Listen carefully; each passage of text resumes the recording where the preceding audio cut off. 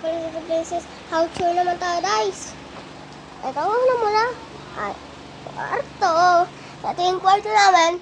Nakatawag lang yun aming pero yain na. Kasi maganda naman. Tapos may din naman dito. May electric fan, syempre. Hindi mawawala yung electric.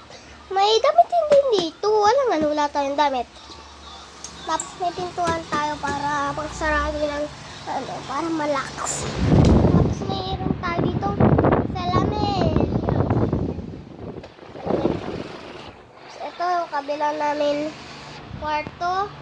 May pintuan dyan. May dress doon. May mga damit dyan ng mga mama ko. And ito din yung kusina. Dito yung bathroom. Tapos dito kami kumakain. Ayan. Ano po masasabi niyo po sa aming bahay? And yun lang po guys. So, mag-like and subscribe ko sa YouTube channel ko. And pag hindi niyo po nakakita ng aming YouTube channel ko, dyan lang yan. Maghanap kayo ng Princess Alodia. Yun lang guys. Bye.